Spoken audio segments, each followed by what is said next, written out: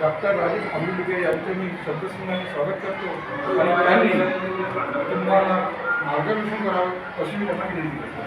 1992 काठीमध्ये या ग्रंथामध्ये आहे आणि तेव्हापासून त्याला भाषा बनवलं जायचे.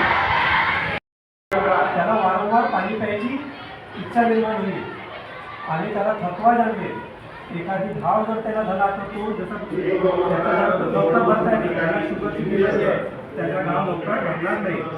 मेन कारण आपल्याला सगळ्यात चांगल्या प्रकारे त्याला डायबिटीज ओळखायचा आहे. तर रात्रीतून आपण बाथरूमला किती वेळा दिवसाचा बरेच वेळा आपल्याला लक्षात राहत नाही वाढेल.